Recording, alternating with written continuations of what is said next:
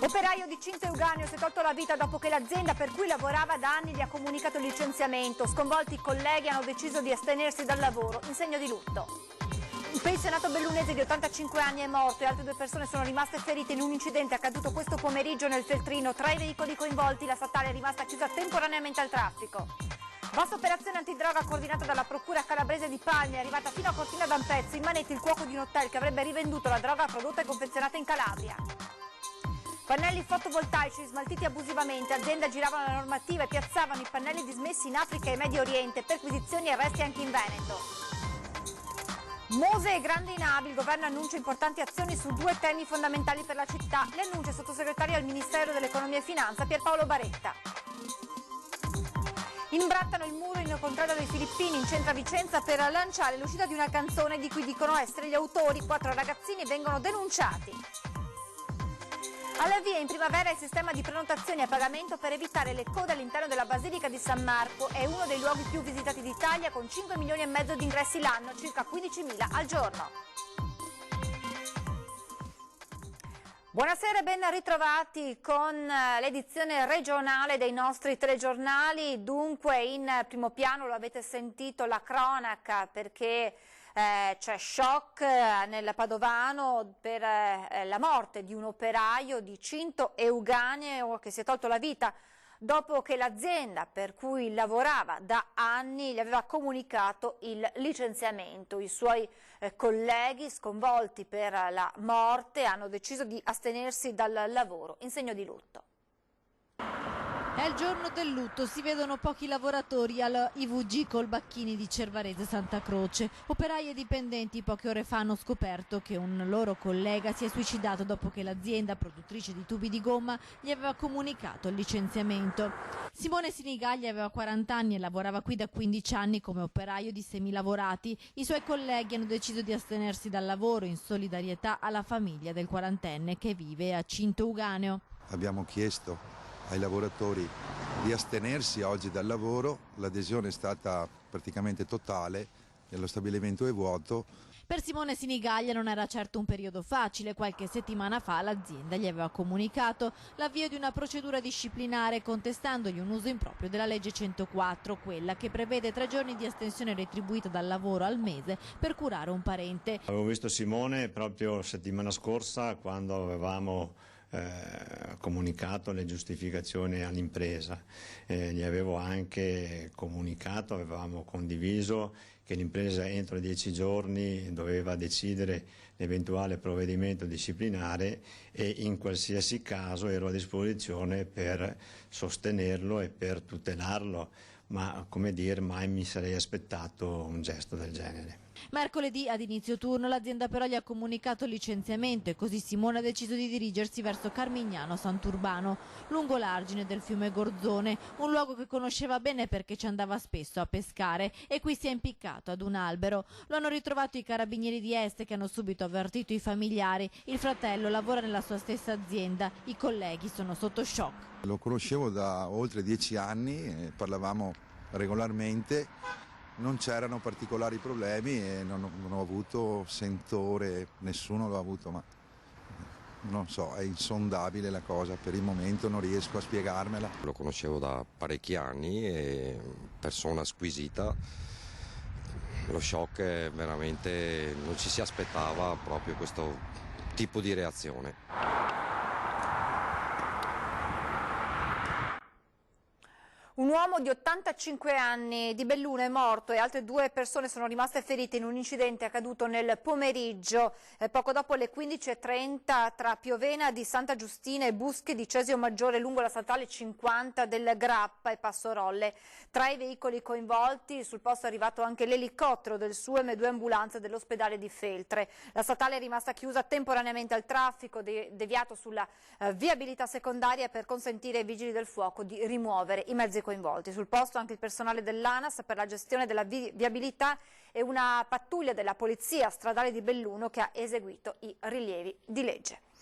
Vostra operazione antidroga, restiamo nel Bellunese, coordinata dalla Procura Calabrese di Palmi, è arrivata fino a Cortina d'Ampezzo. In manette il cuoco di un hotel che avrebbe rivenduto la droga prodotta e confezionata in Calabria. Fiumi di cannabis dai campi della piana di Gioia Tauro a Cortina d'Ampezzo grazie al doppio lavoro di Francesco Graziano, 41 anni di Taurianova, cuoco in un hotel della Conca, che secondo l'attività investigativa dei carabinieri del comando di Reggio Calabria aveva avviato un'intensa attività di rivendita al dettaglio della droga prodotta e importata dalla provincia reggina. Prove a quanto pare schiaccianti nei confronti dell'uomo arrestato nelle prime ore di oggi dai carabinieri di Reggio Calabria. Il blitz coordinato dalla Procura di Palmi è scattato in contemporanea nelle province calabre del Nord Italia, 15 complessivamente le persone finite in carcere, quasi tutte legate da parentela, accusate a vario titolo di coltivazione, detenzione, vendita, acquisto e cessione di droga, ma anche detenzione di armi da guerra e da sparo e ricettazione.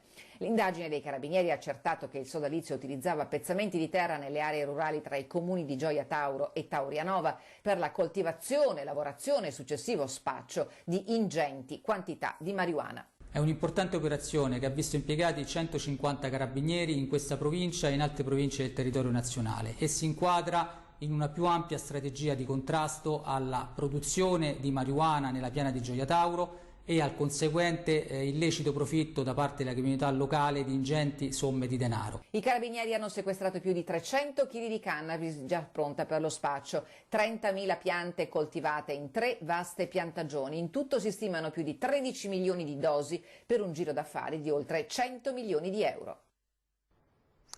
Primo giorno del processo all''ndrangheta in Veneto, in aula bunker a Mestre. Le indagini hanno portato a quasi 30 arresti, diversi tra le province di Venezia e Padova. L'udienza preliminare del processo all'organizzazione ritenuta affiliata all''ndrangheta calabrese è stata rinviata al 3 febbraio. L'inchiesta di Carabinieri e Guardia di Finanza, partita nel 2013 dopo un'aggressione davanti a un'azienda di Galliera Veneta, si era allargata fino ad arrivare a novembre a 54 avvisi di conclusione delle indagini preliminari emessi dalla Procura distrettuale antimafia di Venezia. Già a marzo l'operazione Camaleonte, come era stata ribattezzata, aveva portato a 27 arresti, 13 in carcere e 14 ai domiciliari, molti di origine calabresi, alcuni già detenuti, altri residenti a Mestre e Portogruaro e in diverse località del Veneto, soprattutto nell'area dell'Alta Padovana. Le accuse variano dall'estorsione al riciclaggio, violenze di vario tipo e commissione di reati fiscali, nel mirino degli inquirenti anche imprenditori veneti. Udienza preliminare rigorosamente a porte chiuse nell'aula bunker di Mestre, che nello stesso mese in cui è stato dato avvio al processo contro i casalesi vede un altro grande processo contro la criminalità organizzata in Veneto. Le porte dell'aula bunker però non rimangono chiuse a lungo, a metà mattina sono già riaperte. Il processo è stato rinviato anche perché un paio di imputati che erano in collegamento video da siti protetti o da carceri non erano in grado di partecipare all'udienza perché non funzionava il collegamento. Il giudice ha rinviato, preso atto di queste circostanze e prevedendo un ritmo serrato delle prossime udienze, anticipando già che ci sarà la possibilità di fare udienze anche di sabato. Il calendario dovrà tenere conto del fatto che diversi imputati hanno processi pendenti presso altri tribunali e corti d'appello. A Bologna il 13 marzo comincia l'appello dell'abbreviato del processo a Emilia e il 19 il processo con rito ordinario d'appello. Ci sono dei problemi di organizzazione, di date libere per gli imputati, e il processo è stato rinviato al 3 febbraio per perfezionare le notifiche e sistemare i collegamenti che al momento non ci sono.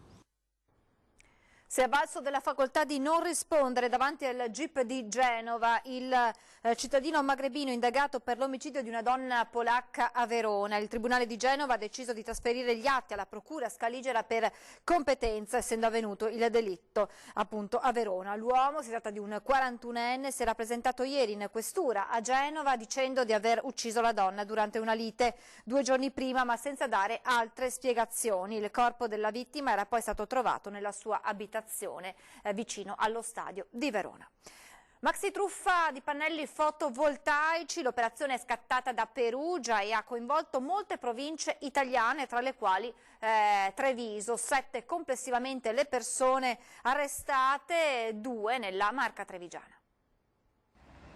Il blitz dei carabinieri del NOE di Perugia è scattato questa mattina alle 3, sono oltre 300 i militari coinvolti nell'operazione che ha toccato numerose province d'Italia, smantellato un'organizzazione criminale dedita allo smaltimento illegale di pannelli fotovoltaici, disposto anche il sequestro di 12 società e relativi beni per un valore complessivo di circa 40 milioni. I reati contestati a vario titolo sono riciclaggio, autoriciclaggio e traffico internazionale illecito di rifiuti. 7 imprenditori sono stati arrestati, 5 sono finiti in carcere, 2 agli arresti domiciliari. A Treviso sono 2 le persone in manette. Si tratta di un imprenditore di Casale sul Sile, considerato un leader nell'organizzazione. Per tutta la giornata i carabinieri hanno effettuato le perquisizioni, sequestrato l'azienda, i capannoni e numeroso materiale. In manetta anche un'altra persona, si tratta di un marocchino che aveva il compito di trasportare il materiale. I carabinieri hanno sequestrato al nordafricano il 50% dell'abitazione dove vive, 93 inoltre le persone indagate. Secondo i carabinieri ritiravano partite di pannelli fotovoltaici dismessi in tutta Italia, ma anziché demolirli con il recupero dei materiali come prevede la normativa, li riciclavano commercializzandoli all'estero, soprattutto in Asia e in Africa. Voltiamo pagina, parliamo di Mose Grandi Navi perché il governo annuncia importanti azioni su 2 temi fondamentali per la città, ad annunciarlo il sottosegretario al Ministero dell'Economia e Finanze Pierpaolo Baretta. Durante la riunione in prefettura in cui Comune e Regione sono tornati a chiedere i 150 milioni della legge speciale per Venezia, il sottosegretario veneziano Pierpaolo Baretta ha annunciato che il bonus c'è, così come ci sono i soldi per completare il Mose. Il Mose va completato, già l'effetto della nomina del commissario si vede, si è discusso sulla possibilità di innalzare le paratie già a breve nei prossimi mesi. Quindi credo che si possa pensare che entro quest'anno avremo un passo in avanti notevole e anche direi conclusivo. Le risorse ci sono, il governo le ha stanziate, quindi si tratta soltanto di completare l'opera. Non ci sono più scuse dunque, il Mose dovrà essere finito nei tempi previsti. Novità dal governo arrivano poi sul fronte della croceristica. Il governo sta lavorando a una soluzione che consenta di ridurre il numero dei passaggi delle navi dal bacino di San Marco, trovando innanzitutto una soluzione provvisoria che consente quindi già da quest'anno di evitare il problema delle grandi navi e nel frattempo discutere il più rapidamente possibile di una soluzione definitiva, ma adesso quello che conta è prendere il più presto possibile una decisione che riduca il passaggio. Quanto pesa l'impatto del sistema portuale veneto nel nord-est e in Italia? Lo rivela uno studio voluto da Autorità Portuale, Camera di Commercio, i cui risultati sono stati presentati questa mattina a Marghera. Il sistema portuale veneto pesa per 21 miliardi di euro, di cui 11,7 di produzione diretta, 7 miliardi di produzione indiretta e 2,3 di indotto. Misurando anche l'indotto, l'impatto occupazionale totale è quantificabile in 92.284 posti di lavoro. Il dato emerge dallo studio congiunto realizzato dall'Autorità Portuale dell'Alto Adriatico e Camera di Commercio di Venezia e Rovigo, presentato a Marghera. Nello specifico, Venezia è il primo punto di partenza arrivo croceristico nazionale. Con 1,56 milioni di passeggeri movimentati, possiede le 4 caratteristiche per essere il porto del futuro, ma non viene messa nelle condizioni di dimostrarlo. Viviamo in un momento storico dove tutto sta convergendo per far sì che il porto di Venezia e il sistema portuale veneto possa essere sempre di più grande centro di innovazione, di sviluppo, di occupazione per tutto il nostro territorio, addirittura sconfinando verso la Lombardia, il Friuli, il Trentino e l'Emilia Romagna. Però è chiaro che poi bisogna mettere le potenzialità nelle condizioni di essere espresse e quindi significa che le autorizzazioni quando servono devono essere fatte, che la macchina burocratica deve funzionare, che i vari livelli dello Stato si parlino senza ideologie ma con posizioni pragmatiche, perché stiamo oggettivamente, letteralmente discutendo del futuro o meno del nostro territorio. Dobbiamo avere una comparazione dei dati per fare una politica nazionale, perché ai nostri ministri, al nostro governo, se andiamo con una proposta nazionale non possono esimersi dal valutarla, perché la questione è nazionale. Quindi se va Venezia e il Veneto da solo a forza 1, se va con il sistema dei porti italiani, nazionali, a forza 10. Quindi li mettiamo in condizione di dover decidere. L'unione fa la forza e permette dunque di avere migliori risultati. Lo studio, effettuato con un metodo innovativo, ha permesso anche di notare come il porto di Chioggia nel settore della pesca primeggi. Il porto di Chioggia è il primo porto peschereccio d'Italia. Anche questa una medaglia al valore della produzione, al valore della competenza, al valore della conoscenza dei nostri lavoratori, dei nostri pescatori, che poco si conosce e addirittura magari si rischia di compromettere. Questi sono numeri importanti, queste sono opportunità importanti, queste sono già realtà esistenti, cerchiamo quando possibile di svilupparle e soprattutto di non comprometterle mai. Il testo dell'autonomia è pronto, è sul tavolo del Consiglio dei Ministri e sarà sicuramente uno dei temi del confronto di maggioranza che faremo con il Presidente Conte a fine mese. Lo ha detto oggi il Ministro Boccia. Sentiamo le sue parole. Il provvedimento è pronto, è sul tavolo del Consiglio dei Ministri, abbiamo già fatto 2 informative, è andato in preconsiglio e sarà uno dei temi rilevanti per il Partito Democratico e in generale per tutta la maggioranza, a partire dal confronto, dal dialogo che il Presidente del Consiglio farà con le forze politiche. Per quanto mi riguarda il testo può essere trasmesso al Parlamento, stiamo parlando di un DDL, di un disegno di legge, e poi dopo il Parlamento non solo è sovrano, ma avrà tutto il tempo per rafforzarlo, integrarlo e migliorarlo nei prossimi mesi. Lo smog non dà tregua, in un anno i veneti respirano aria malata, un giorno su 3, e dall'inizio del 2020 Treviso e Padova sono le città peggiori. Si salva solo Belluno, e quanto emerge da un'analisi di Legambiente. Legambiente raccoglie i dati delle centraline dell'ARPA, l'Agenzia regionale per l'ambiente, e tira le somme. L'aria in Veneto è malata. Un giorno su 3 si respira aria che non rispetta i limiti. 5 città italiane, Frosinone, Milano, Torino e le Venete, Padova e Treviso, hanno sforato per ben 18 volte a gennaio i limiti di PM10, le polveri sottili. Per il rapporto, chiamato Malaria, il Veneto è una delle regioni più esposte. Tra le 19 città che hanno superato il limite di legge del PM10 negli ultimi 10 anni, il Veneto guadagna la prima posizione. A livello regionale la situazione è questa, che tutti i capoluoghi veneti, a parte Belluno, negli ultimi 10 anni hanno superato sempre consecutivamente il limite di legge per il PM10 e anche spesso per l'ozono. Abbiamo calcolato che a Padova ci sono stati 1550 giorni fuori legge in 10 anni, praticamente quasi 4 anni. E l'inizio del 2020 non prospetta nulla di buono. Nelle prime 3 settimane Treviso ha superato per 19 giorni i limiti di PM10,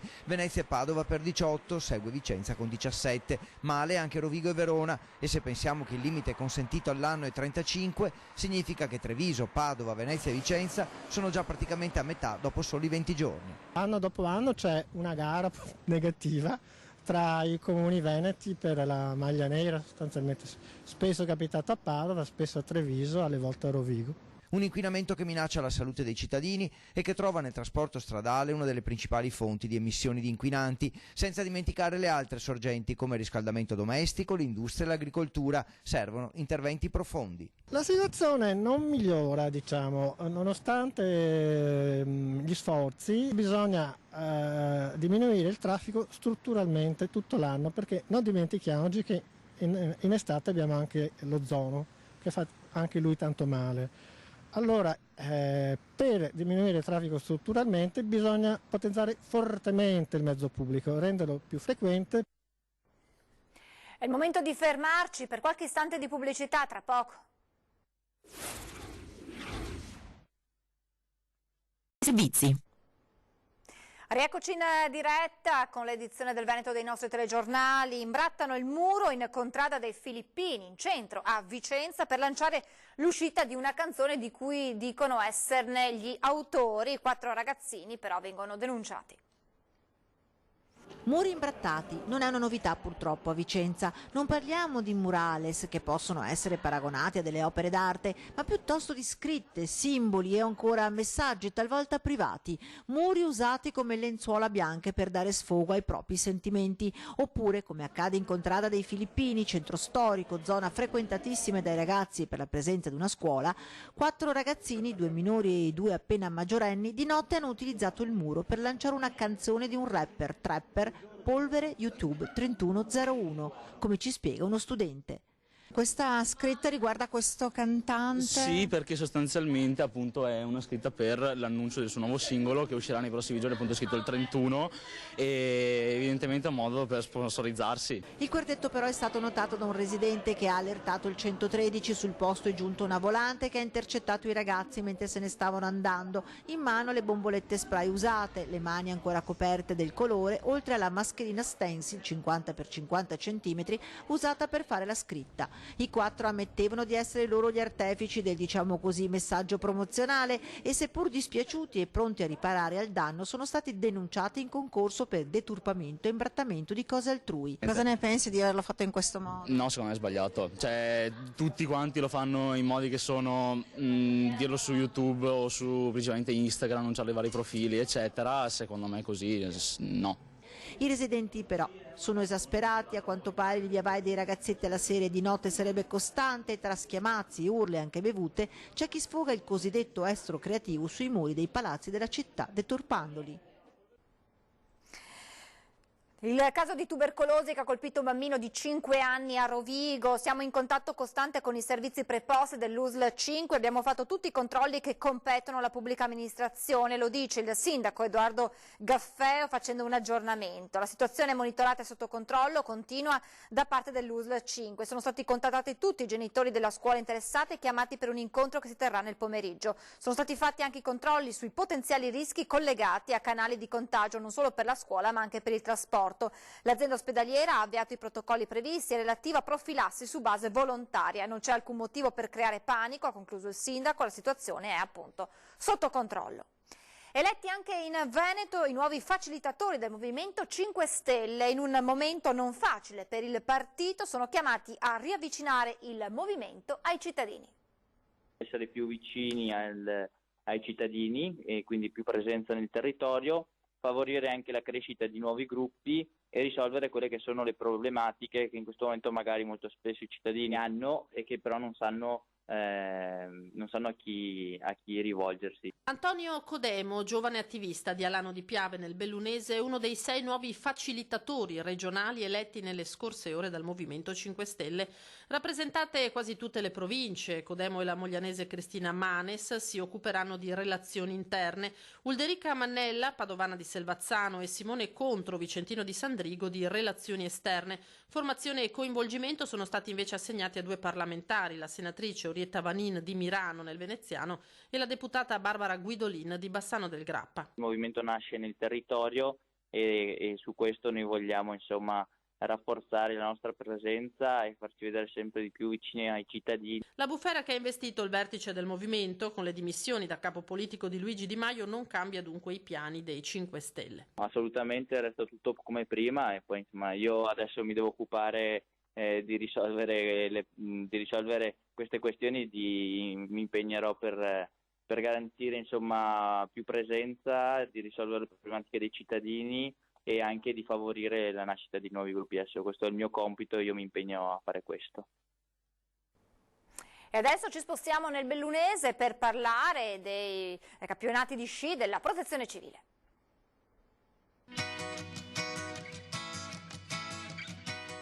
Lo scenario al cospetto delle Dolomiti patrimonio dell'umanità non è replicabile altrove. Comelico e Auronzo ospitano per la prima volta il campionato nazionale di sci della Protezione Civile, un grande evento che quest'anno si svolge per la prima volta in Veneto. Una settimana densa di appuntamenti. Il binomio sport e natura offre ai partecipanti la possibilità di praticare discipline sportive e allo stesso tempo di ammirare le bellezze naturali della provincia di Belluno, pur segnata ancora dalle cicatrici della tempesta Vaia. Un'occasione per la Protezione Civile di tutta l'Italia di confrontarsi anche su temi operativi. È un'occasione di stare insieme in un momento di pace e non come accade purtroppo frequentemente negli scenari emergenziali che capitano purtroppo molto frequentemente in questo paese. Stamattina il via alle gare di slalom gigante, snowboard e sci alpinismo. Domani toccherà al fondo nello stadio allestito a Comelico Superiore. Il calendario, che si è aperto lunedì e che presenta eventi fino a domenica prossima, propone escursioni sulla neve, attività didattiche e culturali. Ieri l'apertura ufficiale dei campionati con la sfilata delle autorità e delle delegazioni a Padola di Comelico Superiore e a seguire l'incontro nella Sala della Regola con l'assessore regionale Bottacin, che ha presentato il suo libro I giorni di Baia. Valore aggiunto dell'evento è proprio quello di riunire i volontari della Protezione Civile di tutta Italia. Solidarietà, professionalità e altruismo, gli ingredienti che conferiscono alla manifestazione sportiva un alto valore umano. Partirà in primavera il sistema di prenotazioni a pagamento per evitare le code all'interno della Basilica di San Marco, uno dei luoghi più visitati d'Italia con 5 milioni e mezzo di ingressi all'anno, circa 15.000 al giorno. Si potrà prenotare a pagamento l'ingresso e scegliere online l'orario desiderato, oppure il giorno stesso procurarsi un numero fino ad esaurimento per l'accesso dalla macchinetta che sarà posta all'esterno della Basilica stessa. Solo nel secondo caso la visita sarà gratuita, senza possibilità peraltro di garantirsi la fascia oraria d'ingresso preferita, con il rischio, soprattutto in altra stagione, che l'accesso possa essere negato sopra la soglia di turisti programmata. In chiusura vi ricordo l'appuntamento questa sera con 20:10 in studio il professor Mario Bertolissi, costituzionalista, per parlare di autonomia. E poi a seguire in prima serata torna come ogni giovedì alle 21:15 la Zanzega, giunta alla sua 8ª puntata. Il nuovo viaggio ci porterà alla scoperta di una delle città più belle del mondo, Verona. Daniele Marcassa e Ivo Gallo arriveranno nel cuore della città scaligera e poi si arriverà sul lago di Garda, prima a Bardolino e poi nello straordinario castello di Malcesine. È davvero tutto, vi lascio adesso alle previsioni del tempo, grazie per averci seguito e buon proseguimento di serata.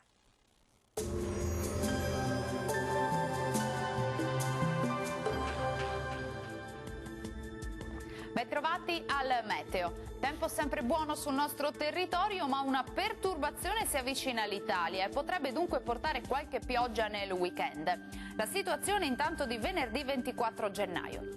Sul Veneto tempo stabile e anche ampiamente soleggiato, con cielo sereno o poco nuvoloso. Non è esclusa qualche foschia o locale nebbia in pianura.